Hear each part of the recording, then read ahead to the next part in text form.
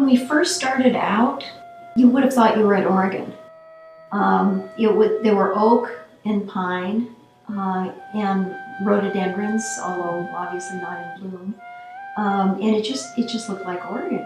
And we were almost the entire trek, we were along rivers. And for the first 2 days on the trek, there was a lot of big stones that you were walking along. And fortunately for us, we were really, really lucky that we were not doing this in the rainy season. What we have heard is that if you do this particular trek, Cholomar trek in the rainy season, it's very muddy, and there are leeches. And I've seen leeches in Nepal, and I would be very happy if I never see another one.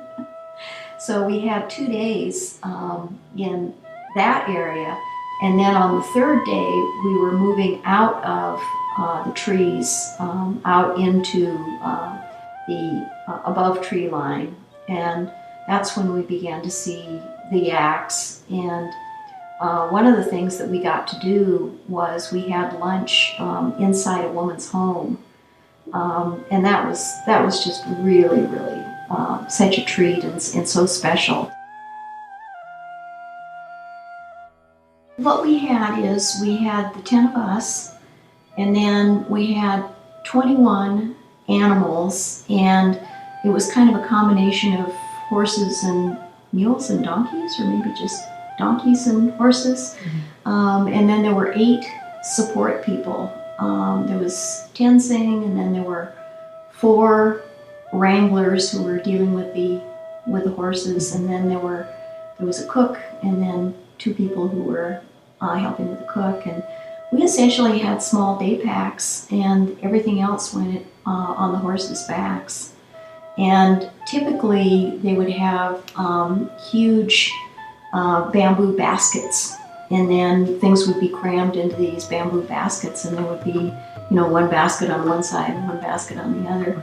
And they would have a lead horse who would have this incredibly beautiful red sash headband thing, and then big heavy bells, and then the other animals would pay attention to the one that was supposed to be in front.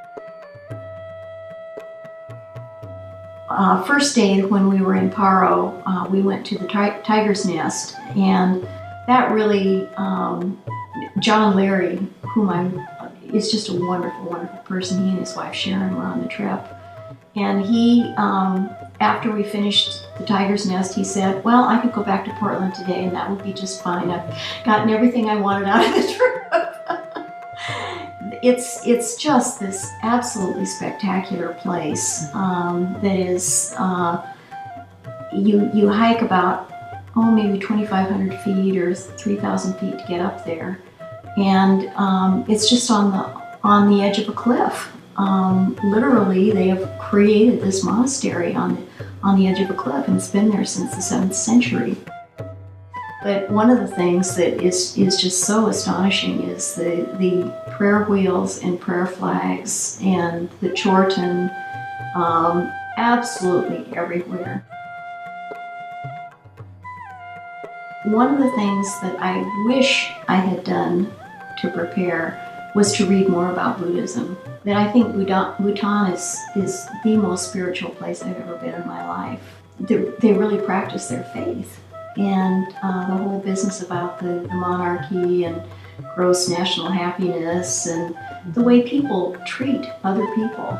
One of the things that people talk about is the fact that there are so many stray dogs, and you're probably thinking, oh, stray dogs, that must be really awful, and they must look horrible, and they must not be cared for. But there's stray dogs everywhere, and they look, like they belong to somebody, because they're obviously they're getting food somehow, and they look great. There just seemed, I think it's the whole Buddhist mindfulness and civility, and people just really pay attention and smiling all the time, really engaging with people and smiling at people.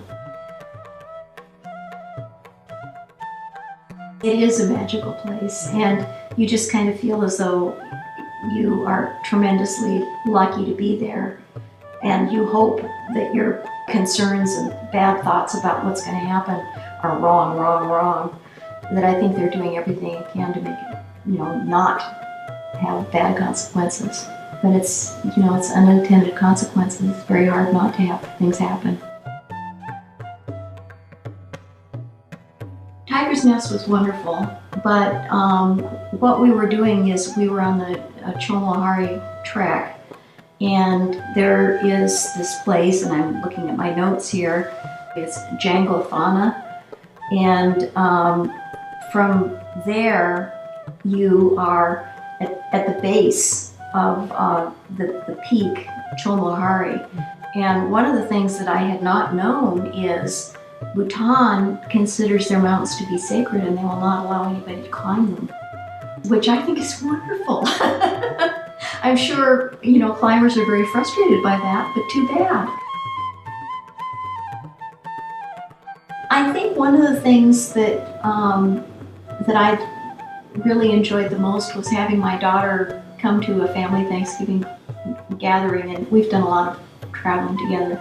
And she said, "This is the best trip I've ever had," and that really, really meant a lot to me. I think it's an extraordinary country. I seriously am considering going back. If and when I go back, I would want to go back during religious festivals. And I just wish the people well.